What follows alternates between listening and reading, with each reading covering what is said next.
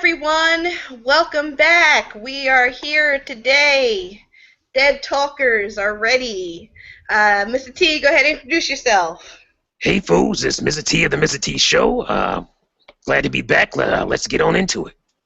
Yes. Uh, where do we even start with this messy episode? Season 5, episode 10. It was called Them. That was it. They really sat down and thought about that name. Okay, so the show starts off with Maggie crying, I guess finally for her sister or whatever.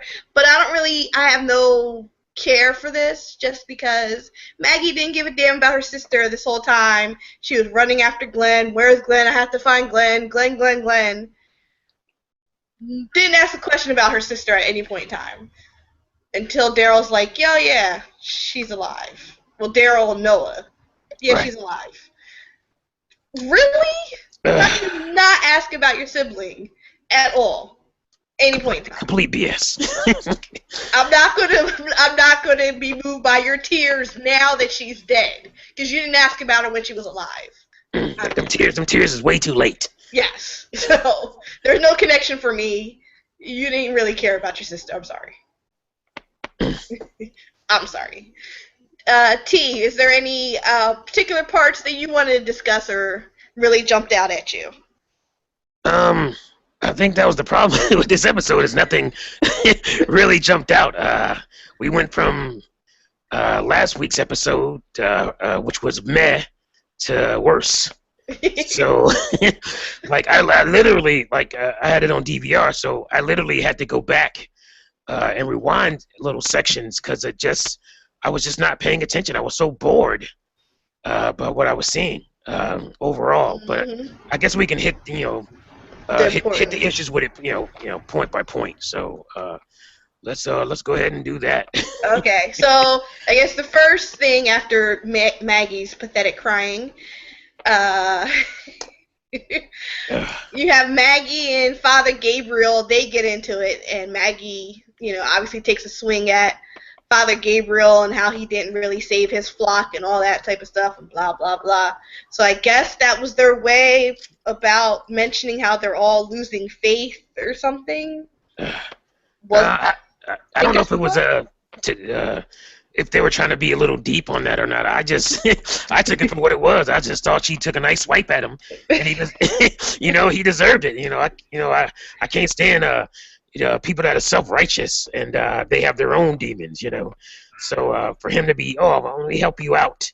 No, fools. We remember what you did. you can't be. Let me remind you. Right. Let me remind you what you did. You can't be high and mighty, thinking you can redeem yourself by trying to help me with my issues. No thanks. So I thought that was great. That was the one thing I liked in this episode. And mind you, that happens in the first 10 minutes. Yeah, first 10 minutes. Yeah. So overall, this episode had a lot of heart-to-hearts. But I think let's jump to the bridge scene. So Rick and the team are all low on food and water, and they're all pathetic, and so they just have walkers behind them, and they're not fighting them just because they don't have the energy. They have the weapons, but I guess they don't have the energy. I'm not sure. Whatever, to fight these walkers. So what they do is they use the bridge to have the zombies walk up to them and then step out the way so the zombies fall off the side of the bridge, which is very smart. I like that idea. If this was the 28 days later zombies, it wouldn't work. No. I like this idea. No fast-moving zombies, crimson heads, whatever you want to call them. Would this work? No, that wouldn't have worked. Okay, so obviously Sasha, who was all angry and messed up from Bob's death, she was is getting worse because now Tyrese is dead. Totally messes up the plan, decides to start stabbing them. So now everybody has to get in on the fray and start stabbing and cutting and blah blah blah. And Sasha is like going crazy. So she almost stabs Michonne. She slices Abraham's arm. And then Michonne is the one who has to knock her on her butt to get her to stop. T, what are your thoughts on the Michonne-Sasha standoff? Yeah. I mean, annoyed. I mean, it was just like, we have nothing for Sasha going forward, so let's just make her crazy. You know, I guess that's what would happen. I just felt like it was so sloppily done. I think it should have happened over a longer period of time. Her unraveling, if you will. I think it just would be better that way. It just seemed really clunky and kind of stupid. Yeah, I agree. Yeah, I the mean, way they did it. So I guess if we had I think they said it's been like a few weeks since the Beth incident, but I don't know. I mean, we don't really know the timeline, but it still seems like she's gone off the deep end in a not very well way. So either you're going to have a psychotic break and you're just going to go off quick, or it's going to be a slow build up and people don't realize it and then you're over the edge. She's just kind of, I'm going to jump over the edge, I'm going to come back, I'm going to sort of have some problems, but then I'm not going to. She's all over the place. And I guess maybe just because, I don't know, why did it have to be Michonne, Sasha, black women standoff? Really? Right. Did it have black on black violence, even in the post-apocalyptic future? Exactly. I'm like, really? Really? Put Maggie over there. Maggie's going through some stuff. Have Maggie and Sasha go at it, which would make sense since Maggie and Sasha then have a bonding moment at the end. Right. That would have been a better setup. But no, they wanted black woman against black woman, and that just pissed me off. Yeah, I mean, you could tell that, especially the way Michonne was looking when she walked off after their little conversation, that Michonne has daggers for her now. Or should I say ninja size for her now. It's so they're not going to be cool. Maybe they'll repair that. Maybe that's just like a little plot point, a little background plot point they want to work on going forward. But it was so clunkily handled. For me, it's just not going to work going forward. So whatever they're going to do with it, I really don't care at this point. So yeah. Then we have the foolish moment of the female walker tied up in the trunk. So I guess that was their way to show that even during the apocalypse, there are still crazy people out there that will kidnap somebody and put them in a trunk. And I guess something happened to that crazy person anyway. And the person in the trunk died and became a walker. I guess that's what they were doing. Yeah, I guess. because we didn't know that there are crazy people in this world. we needed that little segment of the walker stuck in the trunk for us to realize how crappy people are in this world, right? We haven't exactly. As if we haven't had any. Then now that there's zombies, everybody's gonna become good. No, they're still gonna be bad. There's just zombies now. Yeah, we haven't had countless people eating other people and cutting people's heads off. We didn't know people were bad until this episode, apparently. Exactly. I like I said, we talked earlier about this, that last week's episode I thought had a lot of symbolism in it, and I thought it was good symbolism. And this is bad, clunky symbolism. This is bad symbolism. Wasn't delivered right. This probably would have worked better in last week's episode, actually.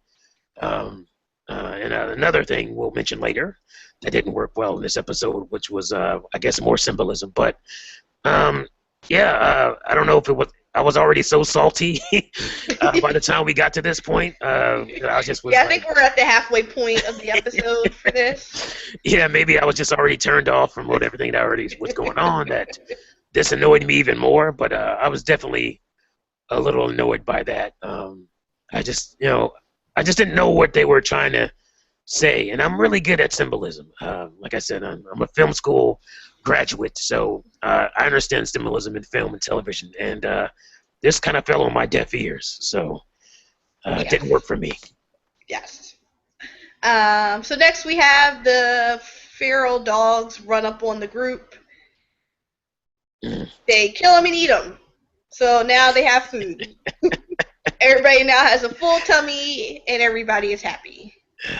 This is this is what I like to call the this whole episode was the falling into your laps episode, because anything they needed just kind of fell into their laps. They were hungry, and here comes the wild dogs. I thought we were gonna get a cool action scene. I thought we had fallen into a Resident Evil movie or something. Nope. But nope. Nope. Sasha just shoots the dogs. It's over. Right. Faster than. I mean, a dog didn't even get to bite somebody. Nothing. Nothing. Yeah.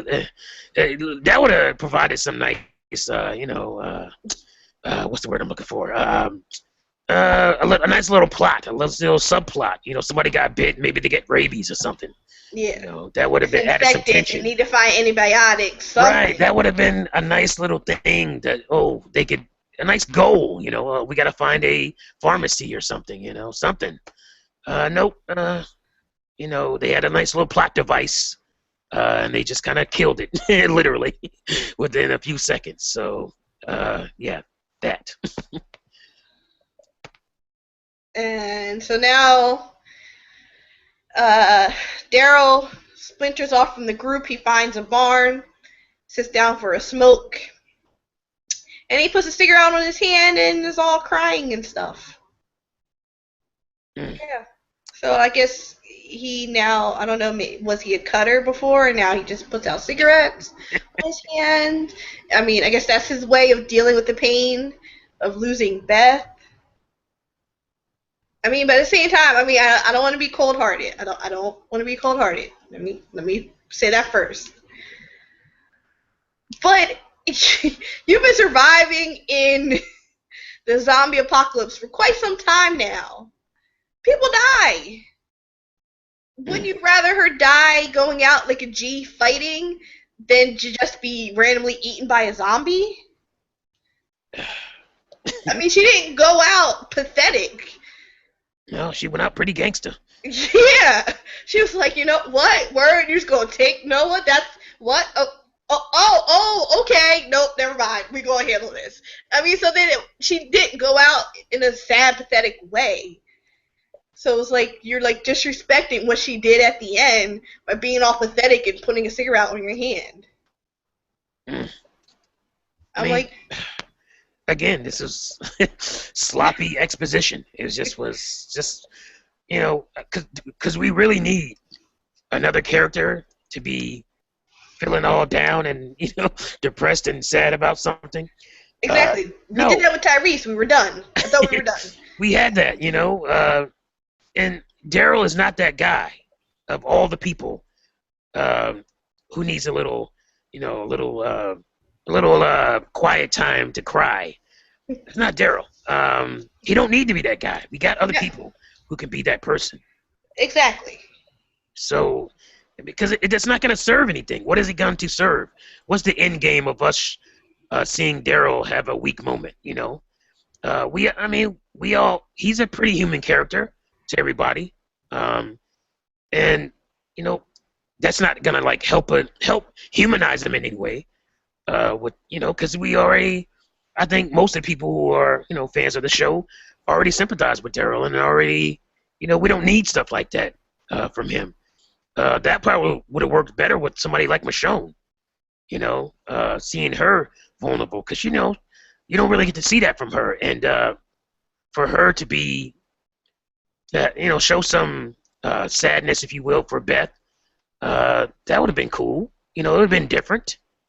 But for Daryl to do it, it just was clunky to me. Again, I hate using that word again, but this episode just felt so clunky. It felt like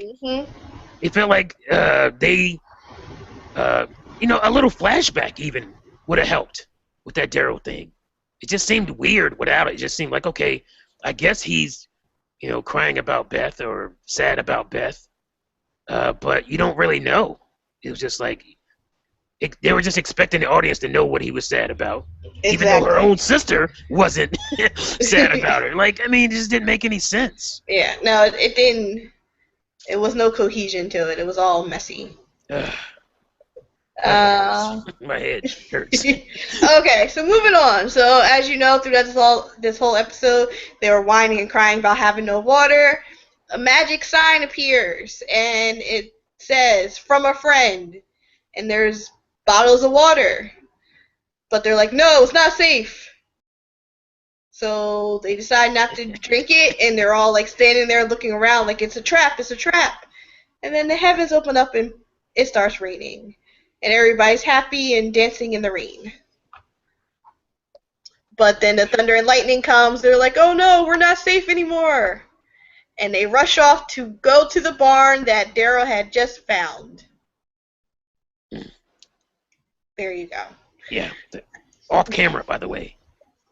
Mhm. Did he not find? Because maybe I missed it because I was blanking out through the episode. I didn't remember him coming up on that barn. Did he come up on it before? Yeah, he did. He did. Okay, so That's I when just he was missed that. breaking down crying. He was looking Okay. at the barn. Okay, so I totally missed that because I was so annoyed and bored. But yeah, again, this is a falling into the lap episode. So a barn. We needed shelter. So here's this barn in the middle of nowhere, in the middle of the woods. We can go to. So yeah, very convenient this episode. I know, it rains and now they're like, let's collect the water. Yay! Yeah. I wasn't really sure why they were worried about the water. Like, if somebody was out there, I think they would have found a better way. Like, I mean, you think about it. You have to think about this. Like, whoever put that water there knew that they would come along and need water. Mm-hmm. And and find it and drink it, and then what? They would pass out from it. Like, if they already got you to that point where you're at the water, wouldn't they be able to ambush you? Or Exactly. And Like- it's like, well, then what are you going to do to cleanse the water? You could boil it. You could, Right. boil it, then steam, then collect the water, the steam, and now, like there's things you could have done with the water. right? I mean, it's To make water, it so safe enough. Obviously, don't give it to the baby. Let some of the adults drink it first. right. After you've done what you could to cleanse it, and there you go. Like, I don't understand. Yeah, I mean, it could not be safe to begin with, but you could then do things to make it as safe as possible. And once you know it's safe, right. I mean, because Yeah. anything like really harmful, you would have been able to smell. And anything that would make you pass out, you could boil that out. So I didn't understand that. Like, okay, like you guys don't have any survival skills anymore. All the survival skills are gone. yeah, it's like That's foolish. all their survival skills went out the window this episode. Just Okay, so now they are safely in the barn. This is when Rick has his big speech about how, it's not the kids that it's hard on growing up in this world, it's the adults, about how they have to survive, and that they are the Walking Dead. This is a line from the comics. Some people said it was done better in the episode. Some people said, no, that's foolish. It was done better in the comic. Whatever. I felt no attachment to it in the episode, but that's just me. But I think it might be because of the whole episode. I was turned off by the time we got to this point. But, I mean, maybe if he did that speech somewhere else at another time. I don't know. T, what did you think? yeah, we talked about this beforehand, and again, very sloppily done. It's a cool line, It's almost like a realization that obviously the books and the show is called The Walking Dead, so you're thinking they're talking about these walkers, but no, they're talking about the people, our heroes, if you will. They're the Walking Dead. They're the ones that are walking and basically waiting to die in this world, and so it's nice symbolism, but again delivered very sloppily. not the best episode to deliver that in. So, sloppily done. And again, I get maybe the same thing with me is that by the time it got to that, I was so bored and annoyed that it just didn't work for me. Mm-hmm. Well, it only gets worse from there.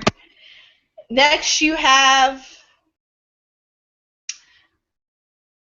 Daryl walking back and forth. He looks outside. He sees, oh no, a big horde of zombies are at the door.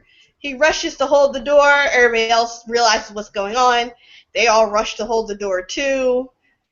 Even though they purposely had the camera pan to Carl when he puts baby Judith down, and he rushes to go help. So I'm like, what was that about? That wasn't necessary unless something was going to happen to the baby, but nothing happened to her.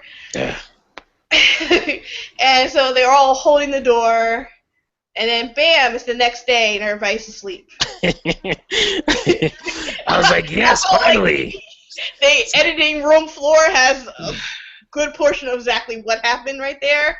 I was like, yes, finally, some tension. Yes, something cool was about to happen. And then I don't even remember. Did we go to commercial break or did we just flash and then it was over? Like I don't even remember. It was like I can't remember if they just went to commercial break and then they came back and they were waking up in the morning. And I'm like, what the hell? What happened? You can't just have a bunch of walkers outside and then the one of the few action scenes that could have been had in this episode, and you cut away from it. It was like watching Godzilla in the theaters again. It was like, what is this? I think it was worse. Yeah, it was definitely worse. It made no sense. I was like, wait, what happened? I was so confused. Oh, yes. And then let's get to what happened when we finally figured out why. So Maggie wakes up, and she's staring into the eyes of baby Judith. I guess message, symbolism there, whatever. She goes to talk to Daryl. Daryl says both Tyrese and Beth were tough. Whatever. Then Maggie, I guess, was like, I'm going to take pity on Sasha and wake her up. Like, let's go watch the sunrise together. And together they're out there. I guess when they walk outside, they're all, like, I guess, surprised that Mother Nature has torn up the trees. And I guess because of the storm, it knocked down and killed all the walkers. Well, it didn't kill them, but, like, knocked them down so they couldn't really move anywhere. And there's, like, tree limbs through the walkers and stuff like that. I'm like, how convenient. It's just like, if you follow this through logic, it's going to get all of them? No. Some of them would have had to survive, quote-unquote, survive the storm and be able to attack them at least when they went outside. Maybe they got blown away a little bit, but they would come back. And if this storm was that powerful, wouldn't it have blown that weak-ass shack down? Yeah, exactly. If I guess, hurricane, I guess, is that what it was? It had to be a hurricane, yeah. It had to be a little hurricane or a typhoon. Based off of where they're at, we'll say it was probably a hurricane. That rickety little barn, with all the trees falling down, all the trees fall conveniently all around it. That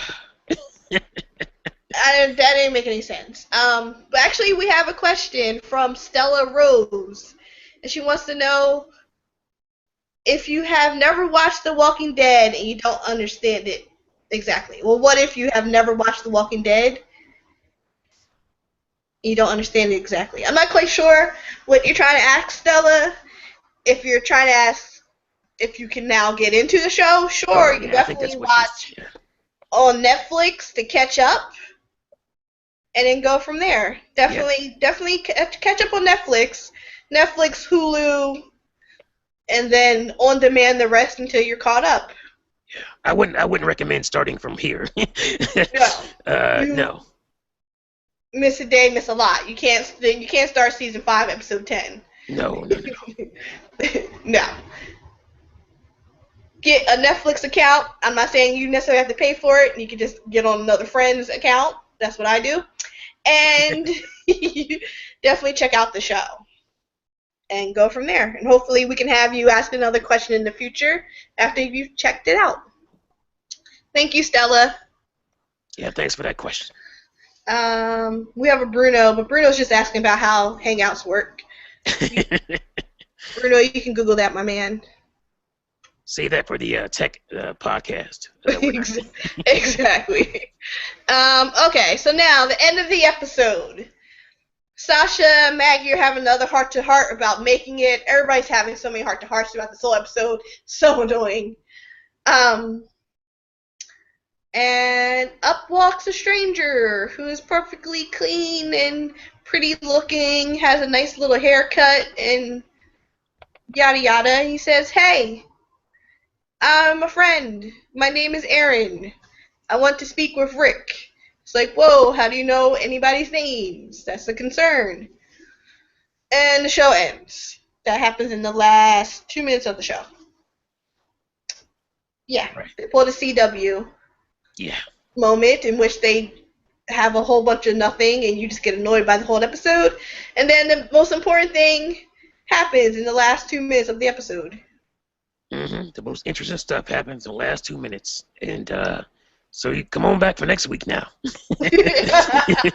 This one's really going to be a good one. Yeah. Yeah. I don't know. Yeah. Yeah, I wasn't, like I said, I was so annoyed by the time we got to that. I guess it was a little weird how clean he was. Mm-hmm. Obviously, because our characters, they're all messed up. They're all dirty and, fighting the elements. And this guy was pretty clean looking. So I'm sure that'll tie into, the weirdness and why he knows Rick and all that stuff. So hopefully it'll be interesting. And, I don't think it was either of our intentions to be such a Debbie Downer for our first couple episodes here, but we haven't had a lot to work with. Exactly, people. We're trying. We're trying. Yeah. I mean, we are both fans of the show, so it's not like this is a troll thing where we just want to complain about it, because we don't. We want to talk about we're motivated to do this little podcast because we're fans and we want to talk about how cool it is. But we haven't had a lot of, like I said, not a lot of material so far. So. Mm-hmm. So, T, as somebody who doesn't read the comics, what are your thoughts on this Aaron guy? He's there. My guess is that he's gonna be not a good guy. He just seems weird. And we don't really need a good guy. We need what this episode needed was some tension. So, Aaron, I don't know if that's a biblical thing, that he's named Aaron, because Aaron is a biblical name. I don't know, because this episode tried to be so, symbolic and ethereal, even like the last episode. I don't know if that has something to do with it, or it just happens that his name's Aaron. I don't know. So, I don't really know what to think about the guy yet. I just feel like because he's so clean cut and seems nice, he probably isn't. Okay, I am a comic book reader, so I definitely checked that out. So I know who Aaron is. For the comic book readers, obviously I'm not going to spoil anything for the non-readers. Let's all hope that we'll get to see Lucille, if y'all know what I'm talking about. I'm going to leave it at that. So, T, final thoughts? Well, final thoughts is we had another episode last on Sunday, and it came and it went. There were commercials and little episode segments in between the commercials, and we didn't really learn anything, nothing new about any of the characters, and to me, that's what you need. You gotta provide something new every episode. And I don't mean just like a little cliffhanger at the end with Aaron and whatnot. I just mean like some little nuance with the characters that we know, to help them grow or evolve. And I think they tried to do that with Sasha, but it was so poorly done that it didn't work, for me anyway. So I don't know who directed this episode, but I don't know if they were fresh out of film school or or what, but they were trying all the fresh out of film school graduate tropes that if anybody has seen, this is totally off topic, but if anybody has seen the second, what is it called, Quantum of Solace, the Quantum of Solace movie with James Bond, the one before the last one. That director was looked like a director that was fresh out of fresh out of college, fresh out of film school. He was just delivering all this stuff that you would expect from somebody who just learned it. And that's what I felt like in this episode. It felt like the guy had just learned some stuff, some little nuances that directors do, and he was just kind of throwing them all out there. And they were all failing to me. So hopefully, keep hope alive with with Aaron coming by. There will be some new cool things happening going forward because we need it. This mid-season, we need some cool stuff to happen. This is another oh gosh, why am I watching this episode? I mean, I was very excited to see Aaron at the end. My comic book nerd did a little dance. Oh, good. You just kind of revealed that he's somebody I should care about. So. Yes, you should. Good. Okay. But other than that, the whole episode was just messy. It was messy from the beginning to the end, and it just went on a whole nother level when you had the Mother Nature take out the walkers, and we didn't realize that because everybody was sleeping and the sun was shining. I just didn't understand that. That was just so poorly done that it just pissed me off, and that just ended the episode for me right there. I'm like, are you serious? Are you serious? An episode right now? that needed tension, like that would be great tension. Let us see them getting messed up by the wind, the weather outside. I mean, that would have been a great moment, a great little segment of tension that this episode needed. Let us see that stuff. It wouldn't have been crazy budget stuff. So I don't know why we weren't able to see it. Again, it felt like a director who was trying to be overly symbolic and just didn't know what he was doing. Yeah, so. All right, so that's it for Dead Talkers episode 2. Yay. As always, we always have Q&As for people, so definitely ask questions. You'll get a little shout out, and we'll try to address your questions if we can, and if they're appropriate. So, Mr. T, give your sign off.